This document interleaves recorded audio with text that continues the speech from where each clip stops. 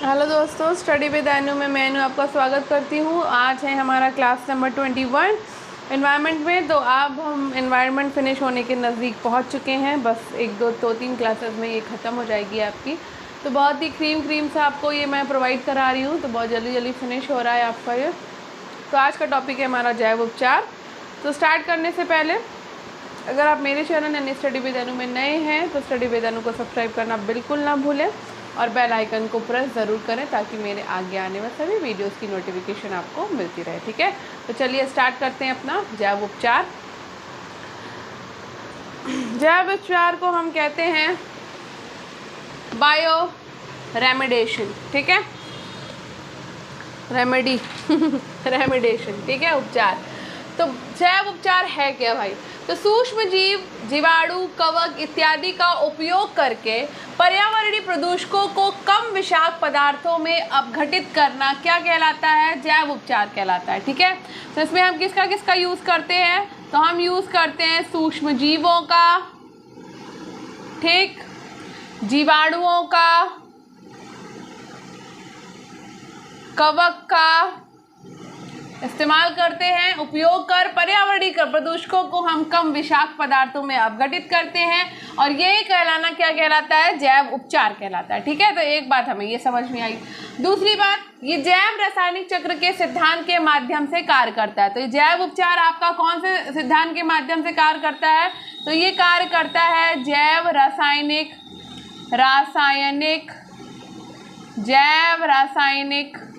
चक्र। जैव रासायनिक चक्र के सिद्धांत के माध्यम से ये काम करता है आपका। ये मृदा, सतही जल, भूमिगत जल इत्यादि को साफ करने और पारस्परिक तंत्र को पुनः स्थापित करने में काफ़ी उपयोगी है। ठीक है, तो ये क्या करता है? ये मृदा को साफ करता है, सतही जल को, ठीक है, और आपके भूमिगत जल को, ठीक है, भूमिगत जल को साफ करने और पारिस्थितिकी तंत्र को पुनः स्थापित करने में काफ़ी उपयोगी है। क्या करता है ये? पारिस्थितिकी तंत्र को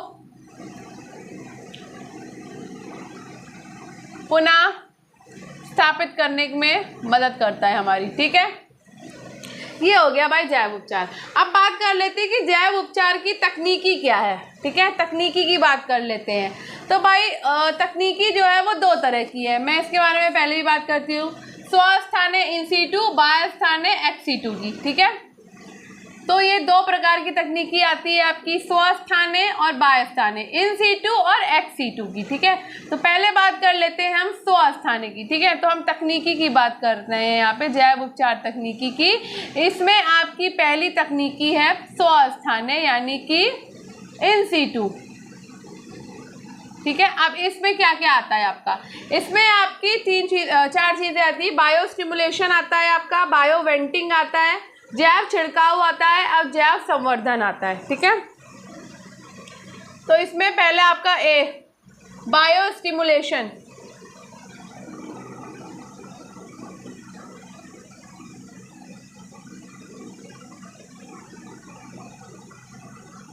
ठीक है, बायोस्टिमुलेशन में क्या आता है आपका? नाइट्रोजन ऑक्सीकरण, फास्फोरस जैसे पोषक तत्वों को मृदा में भेजकर सूक्ष्म जीवों और प्रदूषकों को समाप्त करने वाले की वृद्धि में सहयोग करना। तो इसमें आपका नाइट्रोजन जाता है और आपका ऑक्सीकरण फास्फोरस।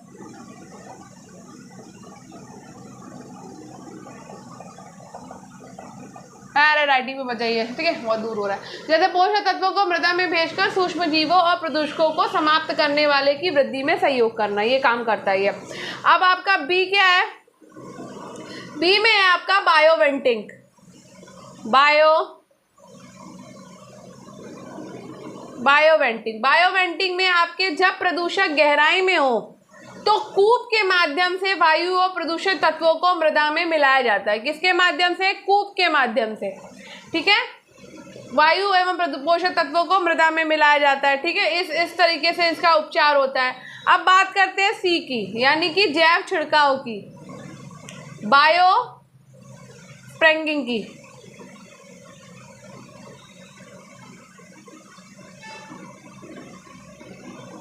जैव छिड़काव भूमिगत जल में अपघटन प्रक्रिया तेज करने के उद्देश्य से ऑक्सीजन की सांद्रता यहाँ पे बढ़ाई जाती है। क्या करी जाती है? ऑक्सीजन सांद्रता बढ़ाई जाती है जैव छिड़काव में। ठीक है, अब बात करते हैं जैव संवर्धन की, यानी कि बायो एग्यूमेंटेशन की।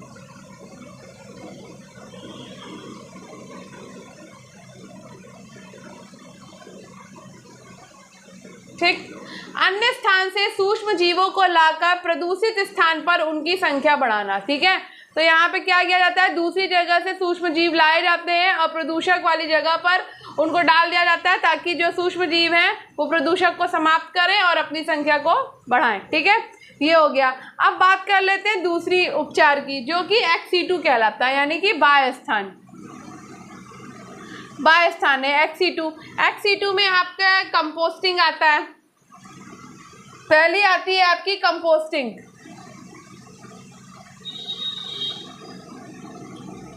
कंपोस्टिंग में क्या आता है? कृषि अपशिष्ट को मिश्रित करके सूक्ष्म जीवों की वृद्धि करना। ठीक है, कृषि अपशिष्ट को मिश्रित करके सूक्ष्म जीवों की वृद्धि करना कंपोस्टिंग आता है। ठीक है, सूक्ष्म जीवों की वृद्धि होती है यहाँ पे, कहाँ पे? कंपोस्टिंग में। ठीक है, अब भी आपकी तकनीक क्या है? बायोपाइल्स है, बायोपाइल्स। इसमें क्या होता है? लैंड फार्मिंग और कंपोस्टिंग का सम्मिलित रूप पेट्रोलियम हाइड्रोकार्बन से प्रदूषित सतह के उपचार में। तो यहाँ पे भाई पेट्रोलियम कार्बन का यूज किया जाता है, पेट्रोलियम हाइड्रोकार्बन से सतही उपचार किया जाता है यहाँ पे। ठीक है, मोटा मोटा से समझते चलो। सी, बायोरिएक्टर। बात करते हैं बायोरिएक्टर की। तो बायोरिएक्टर में क्या होता है? नियंत्रित तंत्र के माध्यम से प्रदूषित पदार्थ और जल का उपचार किया जाता है। किसके माध्यम से? नियंत्रित तंत्र के माध्यम से, इसके अंदर। फिर है आपका लैंड फार्मिंग। लैंड फार्मिंग में क्या होता है? दूषित मृदा कीचड़ को खोदकर भूमि की सतह पर फैला दिया जाता है एवं बारंबार जुताई की जाती है, जिसमें सूक्ष्म जीव प्रेरित होते हैं। ठीक है, तो बारंबार जुताई हो जाती है जब, तो सूक्ष्म जीव क्या हो जाते हैं? प्रेरित होते हैं। इस वजह से यहाँ पर ये इस तरह से उपचार होता है इनका। प्रदूषित मृदा और कीचड़ को खोदकर भूमि की सतह पर फैला देते हैं और बारंबार जुताई की जाती है, जिससे सूक्ष्म जीव प्रेरित होते हैं। और तो उस हिसाब से आपकी लैंड फार्मिंग भी इसमें उपचार में, तकनीकी उपचार में सहयोग करती है। तो ये हमने देख लिए स्वास्थाने और बाह्य स्थाने। इसमें आपके जो इम्पोर्टेंट है वो मैंने आपको बता दिए हैं। ठीक है, तो अब हम करने वाले हैं अपना नेक्स्ट टॉपिक। तो वीडियो अभी बहुत छोटा है हमारा, तो हम इसमें आज कर लेते हैं या रहने देते हैं? अच्छा, नेक्स्ट टॉपिक पे करेंगे हम भारत के प्रमुख संगठन और संस्थान संबंधित राज्य। संबंधित राज्य, पर्यावरण के संबंधित राज्य बचे हैं खाली, और आपके पर्यावरण संस्थान बचे हैं। आम्ल वर्षा बची है आपकी, जल गुणवत्ता मापक बचा है आपका, और भारत के जैव मंडल रिजर्व बचे हैं आपके, और भारत में एलिफेंट रिजर्व बचे हैं। बस इतना थोड़ा सा टॉपिक्स आपके बचे हैं, बाकी सब फिनिश हो गया। तो जैव उपचार के साथ साथ कोई एक छोटा सा टॉपिक कंप्लीट कर लेते हैं हम आज।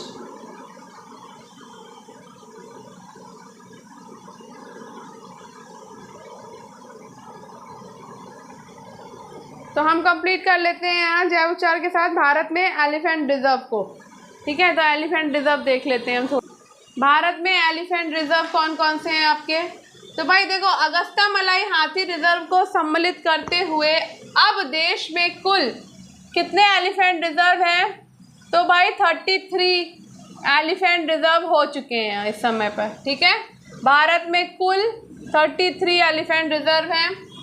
1992 में भारत सरकार के वन और वन मंत्रालय के द्वारा प्रोजेक्ट एलिफेंट शुरू किया गया था। ठीक है, तो 1992 में आपका प्रोजेक्ट एलिफेंट जो है वो शुरू किया गया था वन एवं वन मंत्रालय के द्वारा। ठीक है, सिंह भूमि हाथी रिजर्व आपका झारखंड में है, जो देश का पहला एलिफेंट रिजर्व है। ठीक है, तो देश का, स्क्रीन थोड़ी सी डाउन हो रही है, देश का पहला एलिफेंट रिजर्व कौन सा है आपका? तो वो है आपका सिंहभूमि हाथी रिजर्व। सिंहभूमि हाथी रिजर्व, और ये कहाँ पर है? तो ये है आपका झारखंड में। ये देश का पहला एलिफेंट रिजर्व है। और इसकी स्थापना कब हुई थी? तो इसकी स्थापना हुई थी 2001 में। ठीक है। भारत में एलिफेंट्स मैक्सिमम प्रजाति के हाथी पाए जाते हैं। तो भारत में किस प्रजाति के हाथी पाए जाते हैं? तो एलिफेंट्स मैक्सिमस, लिख लो, एलिफेंट्स मैक्सिमस, मैक्सिमस प्रजाति के हाथी पाए जाते हैं। प्रजाति भारत में पाई जाती है। ठीक है, इंक डाउन हो रही है, इसमें इंक डालनी पड़ेगी। पाई जाती है। ठीक है। और इसे प्रायः एशियाई हाथी के नाम से जाना जाता है। तो एलिफेंट्स मैक्सिमस जो है ये एशियाई हाथी कहलाते हैं। ठीक है, एशियाई हाथी हम इन्हें ही कहते हैं। ठीक है, नाम से जाना जाता है। अब बात कर लेते हैं राज्य और एलिफेंट रिजर्व की। कहाँ कहाँ पर, किस राज्य में कौन कौन से एलिफेंट रिजर्व है। ठीक है, तो यहाँ लिख लेंगे हम राज्य, और यहाँ पर हम एलिफेंट रिजर्व लिख लेंगे कहाँ कहाँ पर कौन कौन से रिजर्व है। तो उड़ीसा में आप देखो कौन कौन सा एलिफेंट रिजर्व है आपका। उड़ीसा में है आपका मयूरभंज, लिखते जाओ जल्दी जल्दी, Mayurbhanj, Baitarani elephant reserve, Mahanadi elephant reserve, दक्षिण ओडिशा एलिफेंट रिजर्व, और है आपका संबलपुर, संबलपुर एलिफेंट रिजर्व। ये सारे के सारे कहाँ पर हैं? उड़ीसा में है। ठीक है। पश्चिम बंगाल में आपका कौन कौन से एलिफेंट रिजर्व हैं? तो पश्चिम बंगाल में आपका मयूर झरना, मयूर झरना एलिफेंट रिजर्व आपका पश्चिम बंगाल में है। पूर्वी दुआर, पूर्वी दुआर एलिफेंट रिजर्व आपका है पश्चिम बंगाल में। ठीक है। उसके बाद झारखंड में हमने देखा, झारखंड में है आपका सिंहभूम, सिंहभूम एलिफेंट रिजर्व आपका झारखंड में है, और ये देश का पहला एलिफेंट रिजर्व है। ठीक है। उसके बाद है, एक सेकेंड, इसकी इंक बहुत डाउन हो रही है, मैं थोड़ा इसको मेंटेन करती हूँ ना, फिर आपको दिखेगा ही नहीं। तो आपका ये सिंहभूम जो झारखंड में है, ये आपका पहला एलिफेंट रिजर्व है। ठीक है। अब बात कर लेते हैं इसके अलावा और कहाँ पर है। तो आपका छत्तीसगढ़ राज्य में है। ठीक है, छत्तीसगढ़ में है आपका, अब थोड़ा सा ठीक हुआ पेन, छत्तीसगढ़ राज्य में है आपका बादल खोल, बादल खोल। इंक होती है तो थोड़ा सा पतला भी लिखता है, ऐसे बहुत मोटा मोटा सा आ रहा था। बादल खोल, तमोर, तमोर पिंगला, तमोर पिंगला एलिफेंट रिजर्व, और आपका लेमरू, लेमरू एलिफेंट रिजर्व भी आपका छत्तीसगढ़ में है। ठीक है। फिर आ जाते हैं असम में।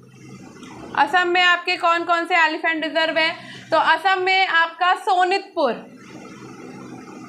सोनितपुर एलिफेंट रिजर्व आपका असम में है। दिहांग पटकई, दिहांग पटकई आपका असम में है। चिरांग रिपू, चिरांग रिपू आपका असम में है। काजीरंगा,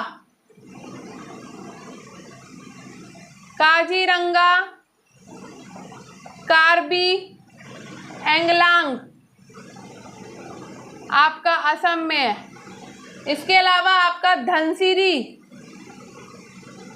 ये भी आपका असम में है, और लुंगडिंग आपका असम में है। ठीक है। अब बात करते हैं मेघालय में। मेघालय में आपके कौन कौन से एलिफेंट रिजर्व हैं? तो ये आपकी गारो पहाड़ियाँ एलिफेंट रिजर्व में आती हैं। ठीक है। आपकी खासी पहाड़ियाँ, ये भी आपकी एलिफेंट रिजर्व में आएगी। ठीक है। अब आ जाते हैं कर्नाटक में।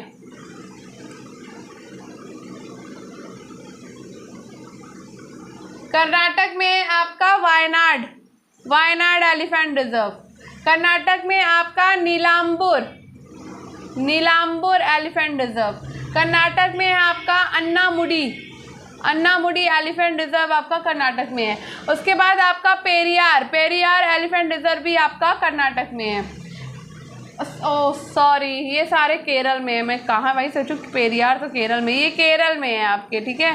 केरल में आपका वायनाड, नीलाम्बूर, अन्नामुडी और पेरियार, ठीक है। कर्नाटक में है आपका,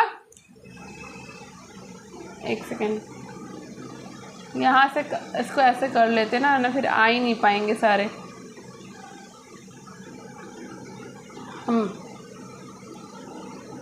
ऐसे, ठीक है। तो यहाँ कर लेते हैं कर्नाटक को, कर्नाटक में एक ही है। कर्नाटक में है आपका मैसूर एलिफेंट रिजर्व, ठीक है। उसके बाद आते हैं नागालैंड में, यहाँ पे लिख देती हूँ, ठीक है। नागालैंड एलिफेंट रिजर्व आपका है, नागालैंड में आपका इटक्की एलिफेंट रिजर्व और सिंगफॉर्म एलिफेंट रिजर्व, और ये आपका 2018 में जो है स्थापित किया गया है सिंगफॉर्म। अब आ जाते हैं तमिलनाडु में। तमिलनाडु में बहुत सारे हैं तो इसको यहाँ लिख लेती हूँ नीचे। तमिलनाडु में आपका नीलगिरी एलिफेंट रिजर्व तमिलनाडु में है। अन्नावलाई एलिफेंट रिजर्व आपका तमिलनाडु में है। श्रीविल्लीपुथुर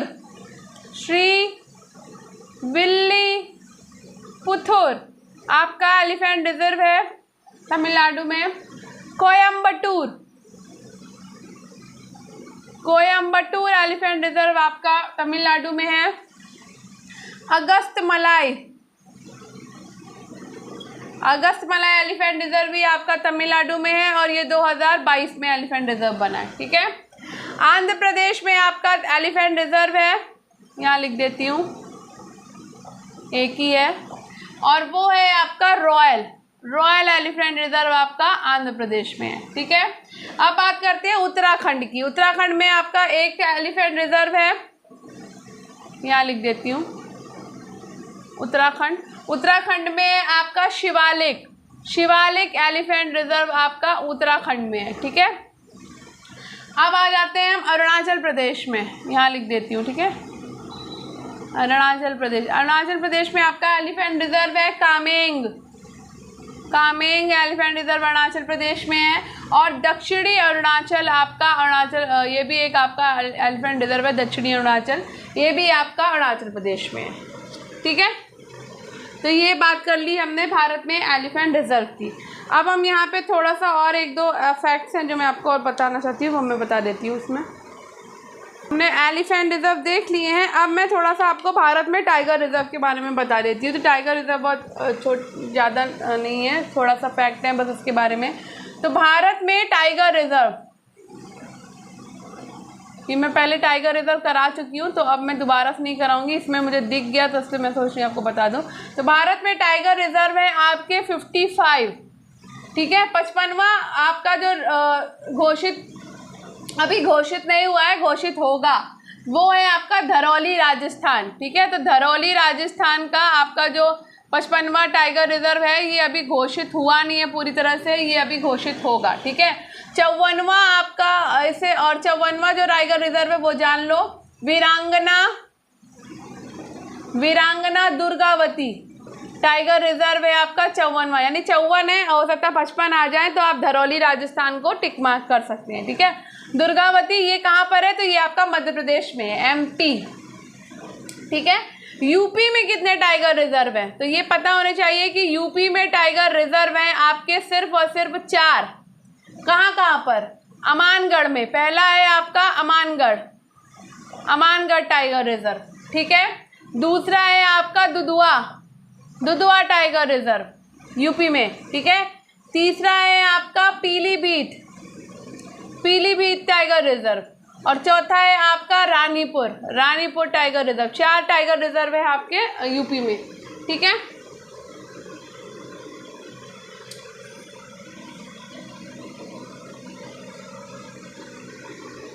तो ये हमने बात कर ली।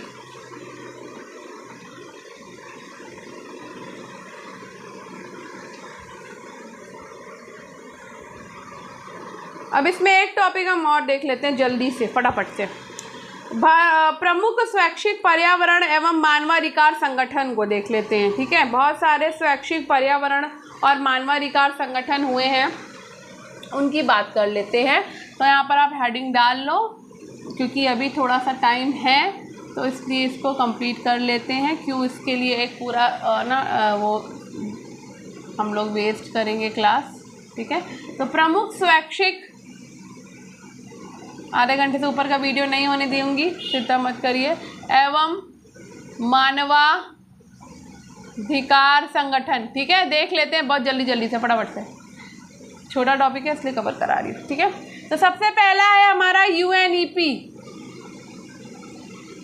इसकी स्थापना 1972 में हुई थी। कहाँ पर हुई थी ये याद करते हुए चलिए, नैरोबी केन्या में, ठीक है। दूसरा है हमारा रेड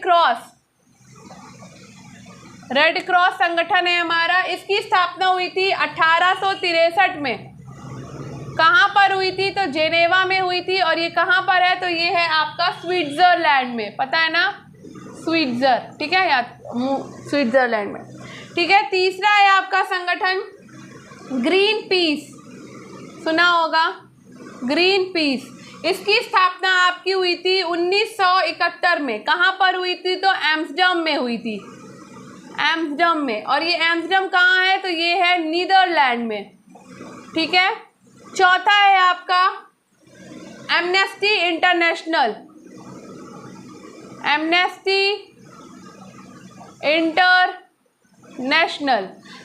इंटरनेशनल की स्थापना हुई थी 1961 में। कहाँ पर हुई थी तो लंदन में हुई थी। और ये कहाँ पर है लंदन तो ये इंग्लैंड में है, ठीक है।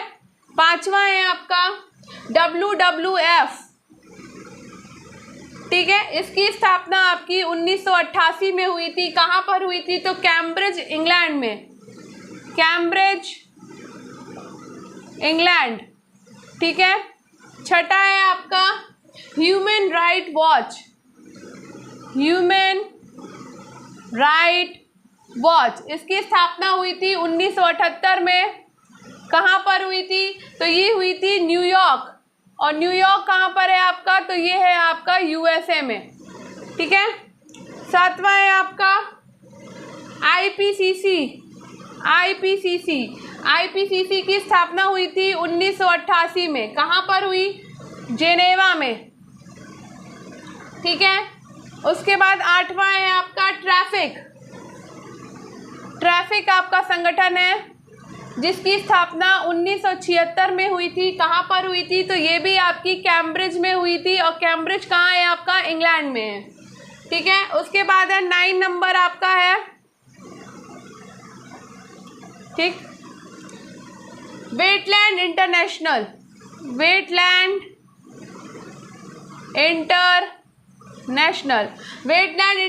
की स्थापना हुई थी 1996 में। कहाँ पर हुई थी तो ये हुई थी नीदरलैंड में, ठीक है। 10वां है आपका फ्रेंड्स